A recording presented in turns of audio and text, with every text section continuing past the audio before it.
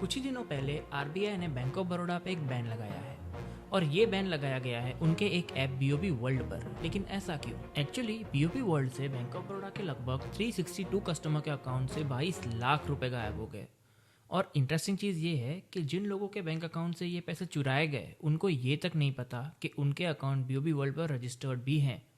और मज़ेदार बात तो ये है कि ये वही ऐप है जिसे economic times BFSI innovation tribe award में बेस्ट डिजिटल बैंकिंग प्रोडक्ट का अवार्ड मिला। तो आज के इस वीडियो में हम डिटेल में जानेंगे कि किस तरह बीओबी वर्ल्ड से लोगों के पैसे निकाले गए और किस तरह इस बैंक के एम्प्लॉयज़ ने कुछ ऐसा किया जो आज तक अनसुना था।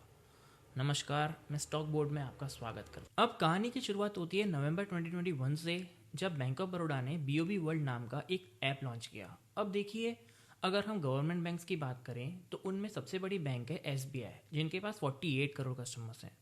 उसके बाद आता है बैंक ऑफ बड़ौदा, जिनके पास 12 करोड़ कस्टमर्स हैं। एसबीआई ने क्या किया, कुछ साल पहले योनो ऐप लॉन्च किया, जो कि एक बहुत ही सक्सेसफुल प्रोडक्ट निकला, जिससे उनका रेवेन्यू भी बढ़ा और एसबीआई ने उसे हमेशा एक बड़ी अचीवमेंट की तरह देखा। इस चीज़ के बाद बाकी गवर्नमेंट बैंक्स भी कुछ इसी तरीके की चीज़ें ट्राई करने लगी, जिनमें से एक थी बैंक ऑफ बड़ौदा, जिन्होंने बीओबी वर्ल्ड ऐप कुछ इसी डायरेक्शन में लॉन्च किया। अब देखिए, प्रॉब्लम ये था कि जब ये ऐप लॉन्च हुआ तो बहुत सारे लोगों को इसके बारे में पता नहीं था। तो एक विसल ब्लोवर जिन्होंने द रिपोर्टर्स कलेक्टिव का इंटरव्यू दिया और उसमें उन्होंने ये बताया कि जैसे ही ये ऐप आया तो बैंक की तरफ से कुछ टारगेट्स दिए गए लोगों को कि हमें डेली बेसिस पर 100 से 150 लोगों को रजिस्टर करवाना है बीओबी वर्ल्ड ऐप पर। और फिर इसके बाद कंपनी के एम्प्लॉयज़ लग गए काम पर। उन्होंने अपने कस्टमर्स को ये बताना शुरू किया कि बीओबी वर्ल्ड नाम का एक ऐप आया है जहां आप सारी चीज़ें ऑनलाइन कर सकते हैं, तो तुरंत जाके इस पर रजिस्टर करें। कुछ टाइम तक अच्छे खासे नंबर्स उनको देखने को मिले, लेकिन टारगेट्स अचीव नहीं हो रहे थे। अब टारगेट्स अचीव नहीं हो रहे थे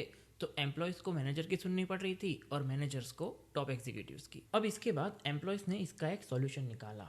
अब देखिए, टारगेट क्या था, कस्टमर्स को ऐप पे रजिस्टर करने का। अब ये ज़रूरी तो नहीं है कि कस्टमर नया ही हो, पुराने कस्टमर को भी ऑनबोर्ड किया जा सकता है। तो ऐसे में भोपाल जोन के एक एम्प्लॉय ने क्या किया, एक लिस्ट निकाली उन लोगों की जिनका अकाउंट तो है बैंक ऑफ बड़ौदा में, लेकिन उनका मोबाइल नंबर कनेक्टेड नहीं है या फिर लिंक्ड नहीं है। उन लोगों की लिस्ट काफ़ी लंबी थी और उसमें वो ज़्यादा लोग थे जो ज़्यादा टेक से भी नहीं थे, जैसे कि बुजुर्ग लोग हो गए या रिटायर्ड लोग हो गए वगैरह। द रिपोर्टर्स कलेक्टिव और अल जजीरा की एक रिपोर्ट के अनुसार इन एम्प्लॉयज़ ने क्या किया कि अपने ही नंबर उन लोगों के अकाउंट से जोड़ने शुरू कर दिए। अब इससे भी काम कहाँ होगा, अगर आप अपने नंबर से किसी कस्टमर का अकाउंट जोड़ रहे हैं तो आप हार्डली 1% को रजिस्टर कर पाएंगे, लेकिन आपके टारगेट्स तो बहुत ज़्यादा बड़े हैं। तो ऐसे में आप क्या करेंगे? तो इन एम्प्लॉयज़ ने क्या किया कि ऑफिस के जो प्यून हैं, सफाई कर्मचारी है, इवन चाय देने वाला है, उनके नंबर्स ले लिए और अलग अलग अकाउंट से जोड़ना शुरू कर दिया। अब इसके बाद एक और इंटरेस्टिंग चीज़ इन्हें पता चली कि एक नंबर को हम मल्टीपल अकाउंट्स के साथ भी जोड़ सकते हैं। तो उसके बाद तो हद ही हो गई। इन्होंने क्या किया कि एक ही नंबर को 10 अकाउंट, 20 अकाउंट, यहाँ तक कि 100 अकाउंट के साथ जोड़ना शुरू किया। और ये बात जल्द ही बैंक ऑफ बड़ौदा के दूसरे ब्रांचेस को भी पता चलने लगी। फिर इस रिपोर्ट के अनुसार बाकी की जो जगह हैं, जैसे कि राजस्थान, गुजरात, झारखंड, यहाँ के जो एम्प्लॉयज़ हैं, उन्होंने भी सेम टेक्निक्स को अपनाना शुरू किया और उनके टारगेट्स पूरे होने लगे। लेकिन 2022 के एंड में कहानी में ट्विस्ट आने लगा। कई सारे लोगों ने इस चीज़ को ऑब्जर्व किया कि उनके घर में जो बुजुर्ग लोग हैं, उनके अकाउंट्स को अननोन कॉन्टैक्ट से लिंक किया गया है और उन्होंने ये सारा कंसर्न ट्विटर पर जताना शुरू किया। इसमें फाइनेंस मिनिस्टर से लेकर आरबीआई के गवर्नर, इन लोगों को टैग किया गया।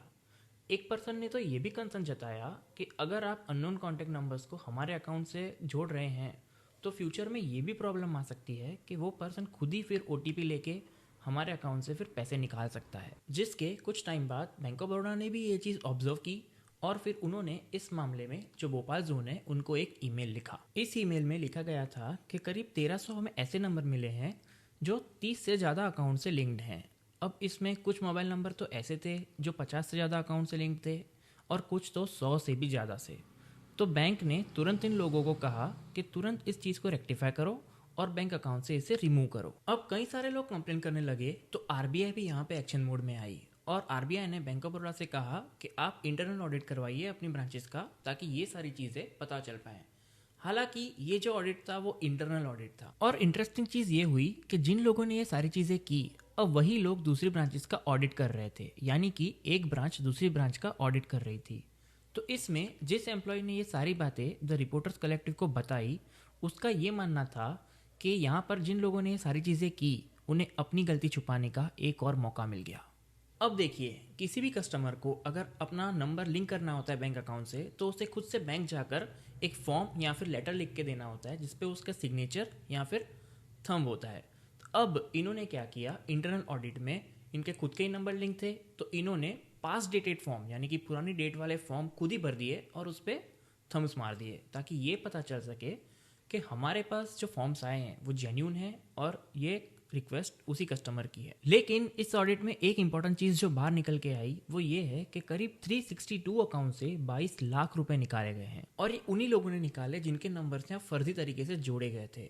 और ये इंटरेस्टिंग बात यह है कि जिन भी लोगों के अकाउंट से ये पैसे निकाले गए, किसी के अकाउंट में से 1 लाख निकाले गए, किसी के अकाउंट में से 1.5 लाख निकाले गए, उन लोगों को ये बात पता तक नहीं थी कि हमारे अकाउंट से इस तरीके से पैसे निकाले जा रहे हैं। जिसके बाद आरबीआई ने भी इस चीज़ को सीरियसली लिया और बैंक ऑफ बड़ौदा के बीओबी वर्ल्ड ऐप पर बैन लगा दिया, अनलेस एंड अनटिल कि वो इस सारी चीज़ पर छानबीन करें और इसका एक प्रॉपर सॉल्यूशन निकालें। अब इस मामले में बैंक ऑफ बड़ौदा ने अपने 60 एम्प्लॉयज़ को सस्पेंड कर दिया, लेकिन ये क्लैरिटी अब तक नहीं है कि जिन लोगों का पैसा यहाँ पे चला गया उन्हें उनका पैसा कब मिलेगा या कैसे मिलेगा। अगर आपको ये वीडियो थोड़ी भी इन्फॉर्मेटिव लगी हो तो लाइक करें, शेयर करें। तब तक मिलते हैं नेक्स्ट वीडियो में।